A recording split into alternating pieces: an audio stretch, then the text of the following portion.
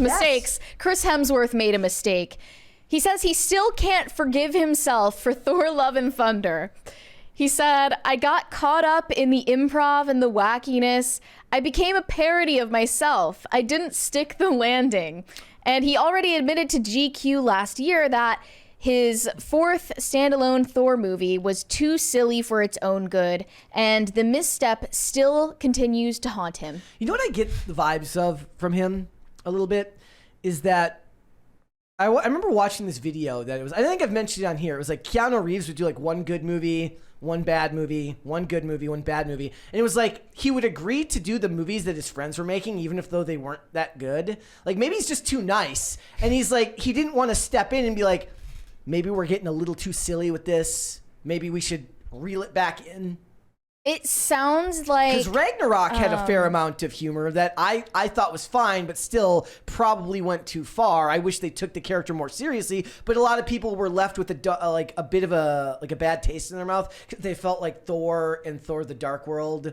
Every time I say Thor, I feel like I'm saying sore, but with a lisp. What was it like seeing your Thor ass on screen for the first time? Yeah. Like a lot of people believe that those were too serious, or at least too boring. Maybe not too serious, but too boring. And then they went the other direction with Ragnarok. I would have argued that like Ragnarok, the best thing about it was more the trailers than the actual movie. Okay, silly is not the opposite of boring. You can be silly and boring at the same time, which is exactly what Thor Love and Thunder was. And it seems like he was more of a pushover because he says he grew frustrated with his character while playing him in 4 standalone Marvel films. He felt like a security guard and he would read other people's lines saying they got way cooler stuff, they're having more fun, and what is my character doing? No, this is a problem. So a lot of characters, like back in the day, I'll give you an example like in pro wrestling. So it was very, very well known, especially back in the heyday of wrestling in like the 90s, that the top guys were very, very protective of the characters they portrayed. Meaning like the best performers, the ones who drew the most money, made sure to do as much as they could to have as much creative control over their character as possible. Like, I don't want my character losing matches more. I don't want my character having to do all this stupid stuff because it hurts my ability to stay relevant.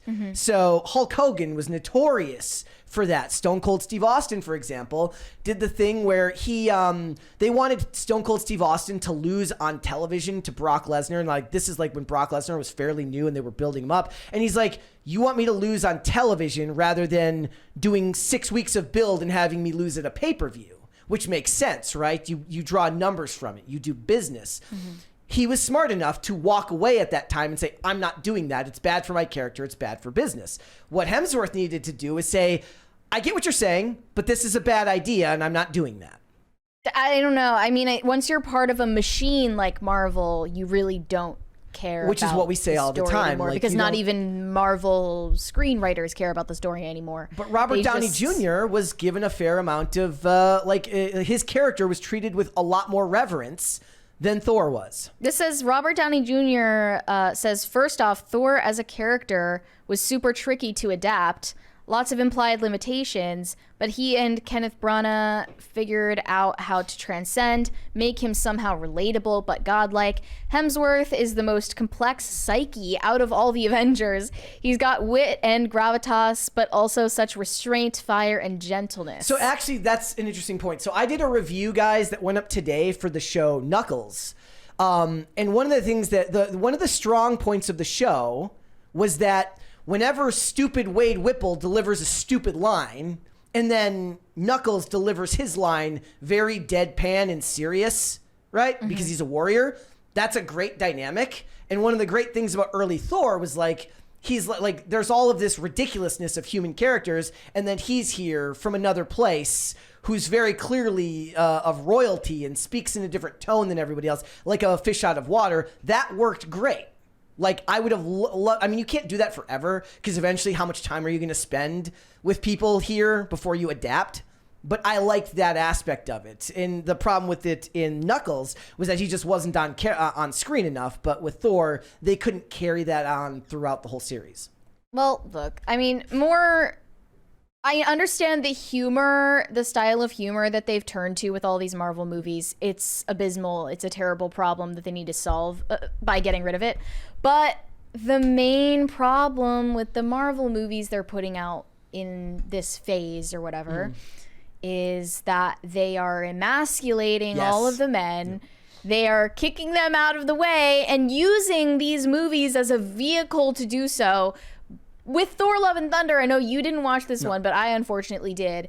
And the entire point of that was Jane Foster. Yep. And the entire point of Ant-Man Quantumania was, his dumb daughter. I don't remember her name. And then the whole point of Wakanda Forever was, I forget her name too, but you get it. With every single movie they're putting out, Shuri, yes. With every single movie they're putting out, the actual purpose of the plot take the male is to remove the, honestly, it usually is a white man. Remove the white man, replace with white or minority woman, and that is the purpose of those movies. That's the problem with them. Not necessarily just all of the goofy slapstick Reddit humor. It's primarily the fact that they're kicking out all the characters that they were popular for. And the sad thing is like they're actually making it 100 times more complicated for themselves due to ideological reasons. That take a strong male character, give him obstacles to overcome. You can give him strong, and that's the thing. You don't have to get rid of the strong female characters. You just make them complementary to them, and you don't allow them to overrun the screen time in a movie with his name in it. Honestly, no. F it, get rid of the strong female characters. I'm done. I just don't no more ground for them. No more territory. Okay. You know what I would rather they did then? Use the villain, females as the villains. I'm just saying they've proven themselves incapable of writing women as people. Right? They've proven themselves incapable of even respecting male characters as people. The last 2 movies we reviewed. We reviewed Ghostbusters and we reviewed what was before that?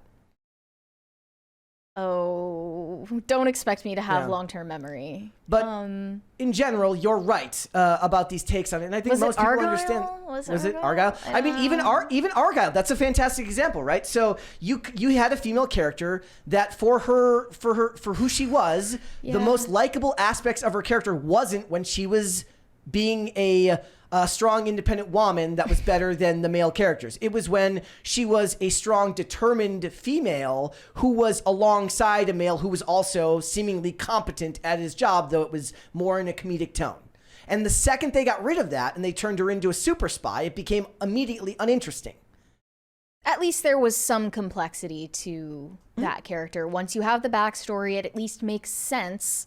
But not every female character can act like the super spy warrior who is super intelligent and competent at literally everything, and somehow, even though they're a human being, doesn't feel the emotion of fear. You can't write all women like that. Yeah. And honestly, I would just prefer none of the women to be written like that ever.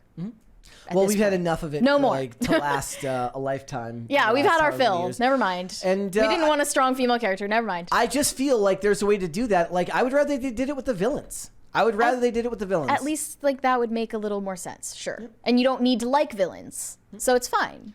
And I enjoyed Argyle the first half way more than I liked part 2. I'm trying to think like when we watched Bullet Train. That's not even a strong male character necessarily. He's kind of bumbling his way through it, but it's still good.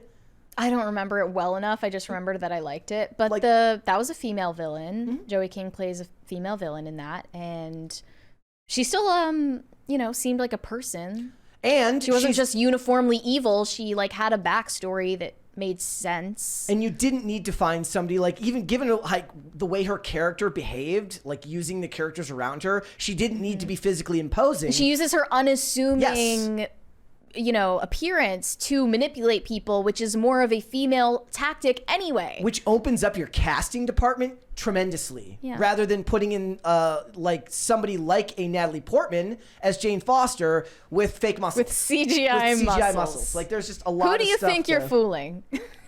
I just think that there's a lot that could be done. Oh, somebody mentioned Tomb Raider, but Tomb Raider is different. Tomb Raider was strong of her own right and her own character that wasn't being taken from somebody else's lore. The whole point is you're supposed to buy into her from the very beginning.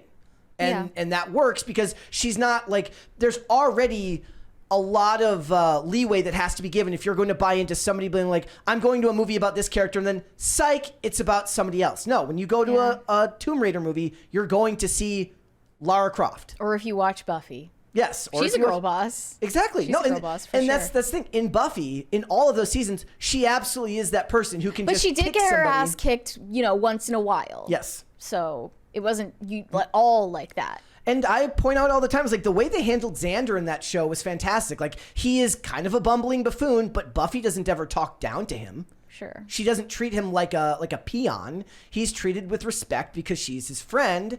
And it's done in a really, really good way. There is none of that restraint that used to exist in Hollywood back in the day. And television is a whole nother world where I could give you 100 examples of well-done female characters that worked. You literally have a list. I literally, it's here somewhere. I literally have a list. I posted about the show Continuum last night, and I said the character of Kira that Rachel Nichols portrays is somebody who is both unbelievably resilient but extremely vulnerable in the show, and that is a hard combination to mix together and not screw up. Thanks for watching. Listen to full episodes of Pop Culture Crisis on Spotify. Keep up with us on social media and make sure you subscribe and ring that bell so you never miss the show. Bye, guys.